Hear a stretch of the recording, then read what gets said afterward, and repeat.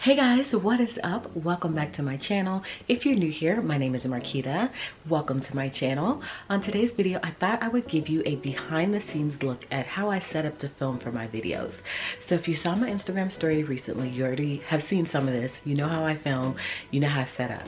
So I thought on YouTube, because some of you don't follow me on Instagram, that I would do that sort of video in terms of showing you how I set up. So I thought, you know, it'd be something different, a different look for my channel, especially since I got this new vlogging camera.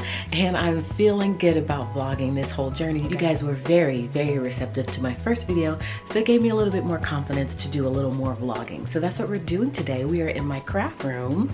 And so if you're new here to my channel, I do hope that you will consider subscribing and also giving me a thumbs up and turning on the notification bell so you don't miss any future videos. So without further ado, if you want to see how I set up to film my videos, make sure to stick around.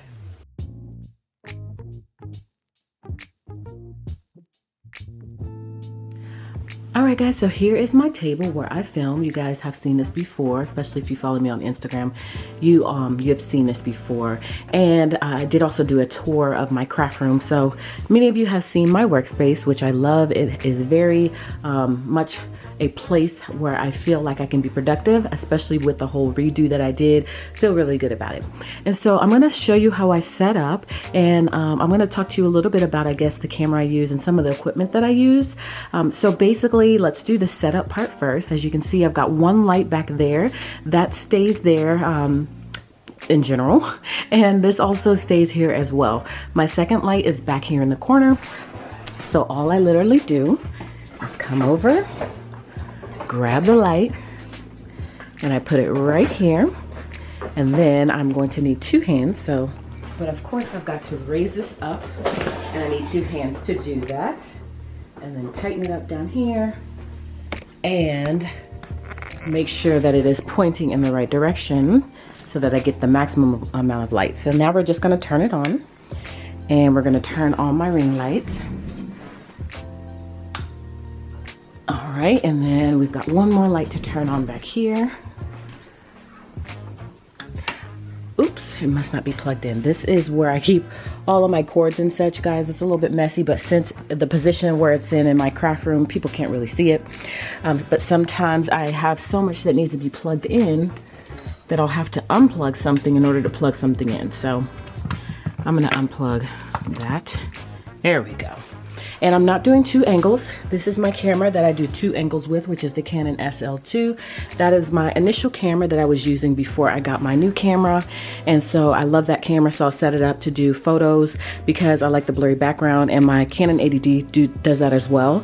But sometimes I don't feel like taking it down to take a photo. So I'll use that, and then I'll also use that for a second angle, except I have to change the lens because with this, I think it's a 50mm. I think it's called the Nifty 50. With that one, it's so close up that you have to put the camera like way back in order to get the angle that you want. So I only use that predominantly for photos in terms of the lens. If I want to do the video, then of course I'm gonna have to change that lens out, which I keep in my bag down there. I've got all of my film stuff, lenses and things like that. And then I've got also a little corner right there that houses some film equipment. That is like a couple of tripods and things, and then some backdrops. So I am waiting on another backdrop to arrive from Amazon, and that is the one that I normally use, but with my giveaway, it was taking too long to receive it. So I sent the giveaway winner my personal backdrop. So I needed a replacement for it, so I'm waiting on that to arrive. All right, so once I turn my lights on, and I have two more lights back here, so that gives me the right balance of light. Then I need to move my laptop. So I'll take the flowers down, and I'll move the laptop up here. So that way it gives me the maximum amount of space that I need. So that's where that stays while I'm filming. And then I go over here and grab a backdrop depending on what I'm filming. I am filming a Plan With Me, so I don't want that bumpy backdrop. I want something more flat. I do have the pink one over here that you guys have seen as well. But I'm gonna grab this backdrop. I also have several other colors. So I'm gonna grab that. And the reason why I use this, I don't know if you guys can tell, probably not because of the lighting, but let me turn the lighting off real quick and see if you guys can notice the difference, or if it's just me. It's probably just me. So I lay it out. And then I need something to weigh it down. Put that on one corner. And then generally I already use a candle while I'm filming. So I put it on the other side. So I don't know if you guys can notice, but I can definitely notice the color difference. So do you see? You probably can't see it here, but if it was daylight, you would definitely be able to see. But I just think the color difference is just, this one is so much lighter, and I like that for my videos. You could totally just use your table, but this is not giving off a yellow tone like it normally does, but it's super like yellowy. And this is a photography specific backdrop, so I like to use that. And so I also love candles. So I'll go ahead and light a candle, and that just sets the mood. And this candle smells so good. I love the candles from, I think this is, what is this? Oh, Sand and Fog. Absolutely love Sand and Fog. I have lots of their candles and other candles. I am all into Queendom candles. If you guys have not heard of her before, her candles are awesome. She just sent me 2 candles, which are amazing, which I talked about on my channel recently. So I love her candles as well. So I light a candle. So I've got my flower over there. Sometimes I'll take some of those out and lay them in the frame so that way it looks prettier. But I'm not going to do that in this particular video. So flowers there just as a weight. And also the candle is just to set the mood and is a weight as well. Okay, so let me turn the lights back on. Okay, so I know it looks super bright from here, but this is exactly what I do in my videos. And as you know, it's not super bright in the videos. I think it's the right balance. So now that I have that done, then I can pull my planner out. Here's my planner. In this case, we're planning in the classic size Happy Planner. Set that there in the middle. And then I need to open up the Canon software on my computer.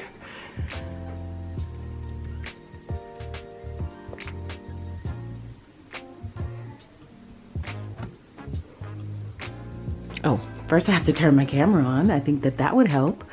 So let me turn it on. All right.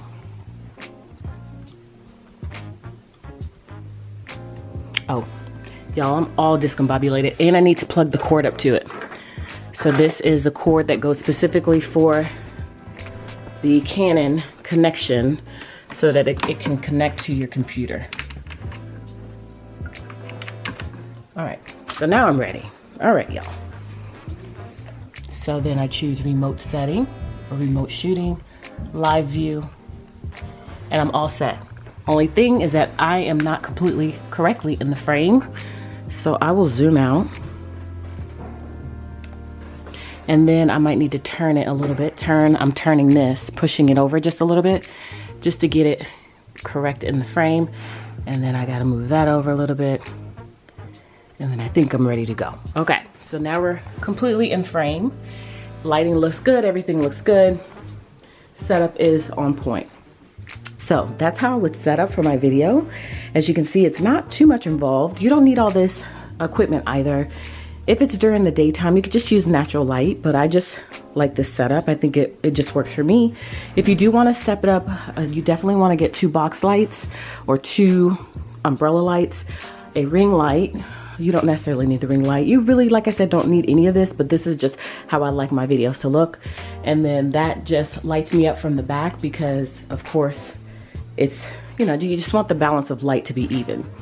So now that I've got everything in the frame, then I'm ready to sit down in my chair and film. And I also need to pull over my stickers, which are right here. So I literally just pull my cart right over here. And this is where I film my video, and then at the end I take the camera down to do my intro part, and then I take a photo either with the camera just like that, or I'll take it with my phone and I'll use that right there in the back if I need to avoid the shading. Sometimes I get a little shading right here on the back part, and so if I need to prevent that, I'll just grab that over there, hold it up right here, and then I'll take the photo on top like that. So that's how I set up for my filming and set the mood for everything. And so what I'll do is I'll just grab my pouch, which is on the second shelf right here, and set it right there, not in frame, of course. And then I'll pick the stickers that I want. So now that I've got my stickers there, I've got my pouch there with all my utensils inside. You guys have seen this before. I have like my scissors and my washi, my scissors and my glue sticks and my Tombow adhesive and my tweezers and the little slice tool so that it can slice off any excess. So I just keep that right there. And if I want washi is right here in this pouch right here, so I could pull washi out if I need to, but I don't think I'm going to use washi in this particular spread. So lastly, just wanted to talk really briefly about the equipment I use. I use a Canon 80D with a Sigma lens. It's about almost a $2,000 setup. So that's why I'm saying you don't have to go this far. You can just use your phone, or you can get the SL2 here, which was about, I think, between $600 and $700. So you don't have to get this. This was a gift from my husband for our anniversary. He knew I wanted this. I waited, he saved, I contributed, I bought the lens, he just bought me the camera, and so it was a process. And so I love this camera. It's been working out really well, and it makes the background super blurry and makes you stand out more in the photos. A lot of YouTubers use this camera, and so that's what I mean by I did my research just to see. And then I also want to get more into photography, and this is a great camera for that as well. But by no means am I encouraging you to go spend this kind of money on a camera. You can use your phone, you can use whatever you have, and until you get to the point where you can maybe upgrade. And I also have a mic here attached to my camera. I don't use the camera audio. I feel like having a mic is essential in my opinion, because I am the type of person that I may not watch a video if the audio is not good.